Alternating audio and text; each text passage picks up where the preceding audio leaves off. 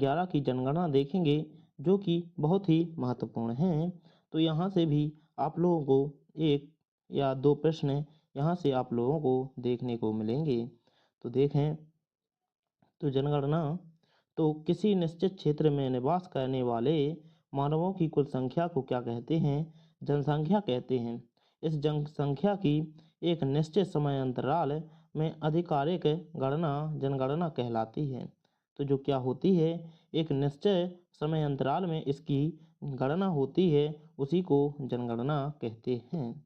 तो इसमें जो बहुत ही महत्वपूर्ण फैक्ट हैं, उनको हम आपको बताते चलेंगे, तो उनको आप लोग बहुत अच्छे से याद करना है। तो देखें, भारत में सबसे पहली जनगणना कब हुई थी? तो 1872 में हुई थी और लॉर्ड मेयो के शासनकाल में हुई थी। तो ये बहुत ही महत्वपूर्ण है। तो इसको आप लोगों को अच्छे से नोट डाउन करना है और इसका बार बार रिवीजन करना है ताकि ये आपको भूले ना।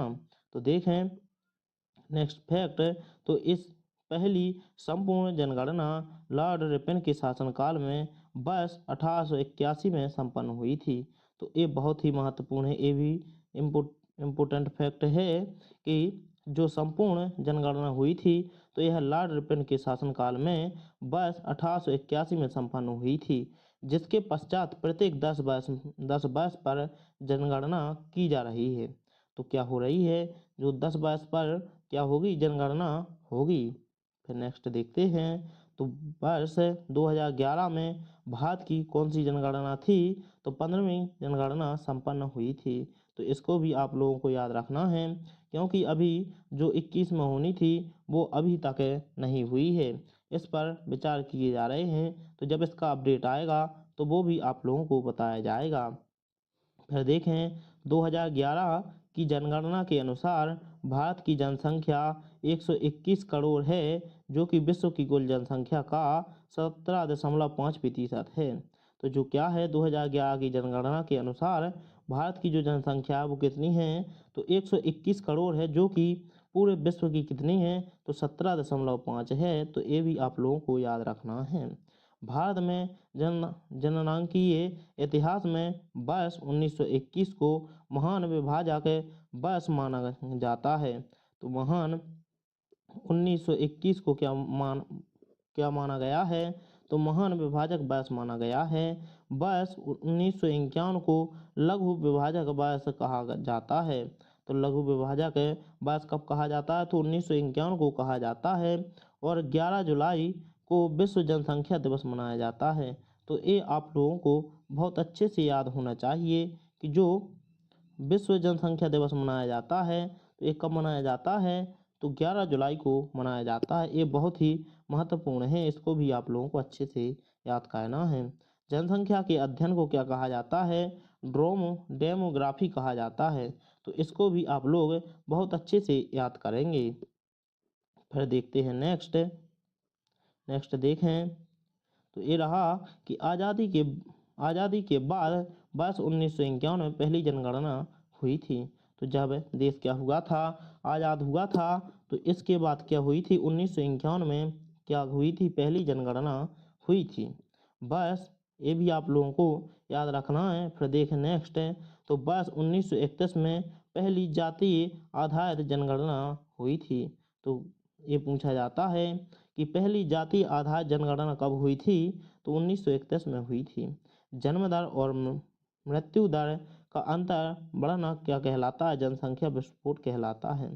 तो ये प्रश्न बहुत बार पूछा गया है कि जनसंख्या विस्फोट क्या कहलाता है? तो जन्म दर या मृत्यु दर का अंतर बढ़ना क्या कहलाता है? जनसंख्या विस्फोट कहलाता है। तो यदि आप लोगों को वीडियो अच्छा लग रहा हो तो वीडियो को लाइक और चैनल को सब्सक्राइब जरूर करें। नेक्स्ट देखें, इसमें तो जो 2000 जनगणना के और महत्वपूर्ण तथ्य हैं और देखते हैं।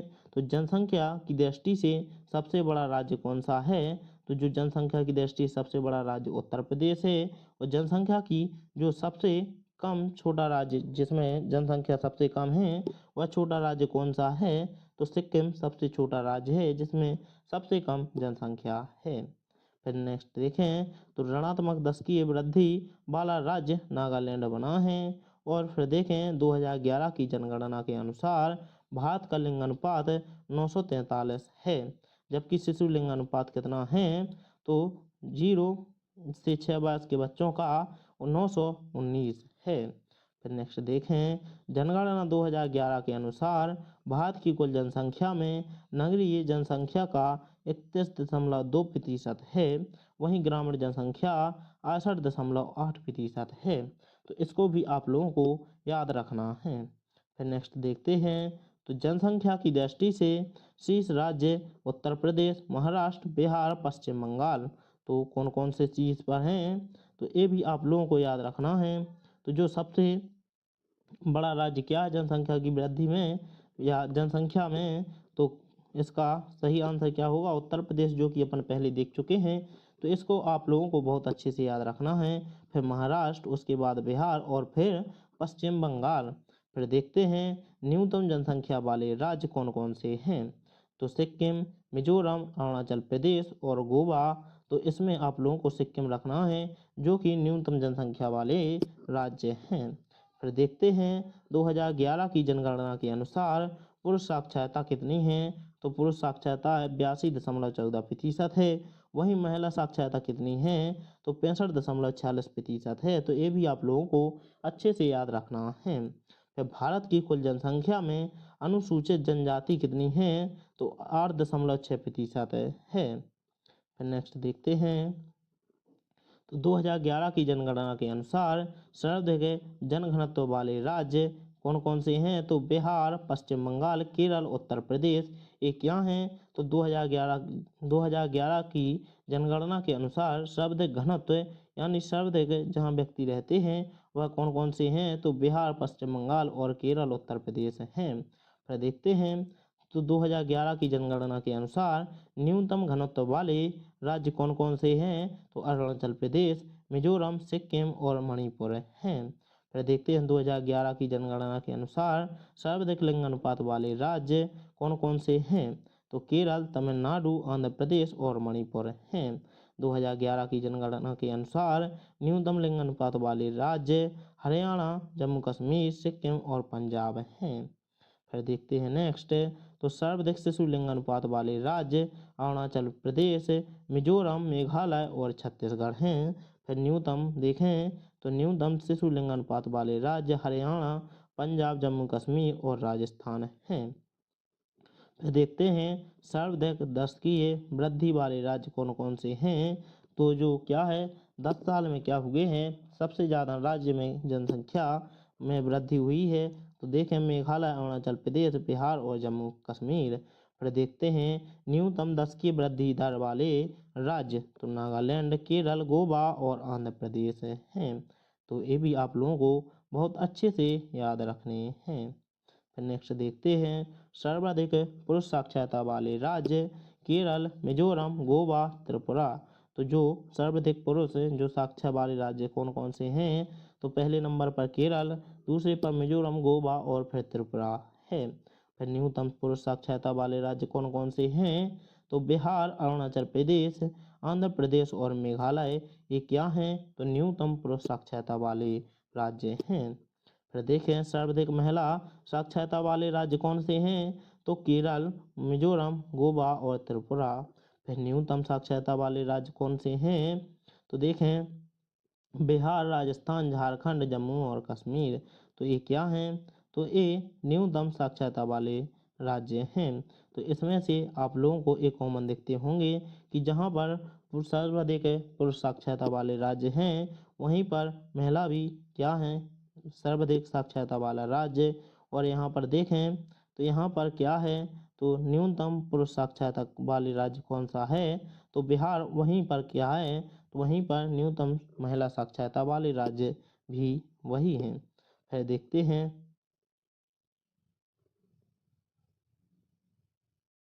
फिर रहा नेक्स्ट, तो सर्वाधिक अनुसूचित जाति जनसंख्या वाले राज्य उत्तर प्रदेश, पश्चिम बंगाल, बिहार और तमिलनाडु हैं। वहीं देखते हैं तो न्यूनतम क्या है तो न्यूनतम अनुसूचित जाति जनसंख्या वाले राज्य मिजोरम, मेघालय और गोवा हैं। ये भी आप लोगों को याद रखना है।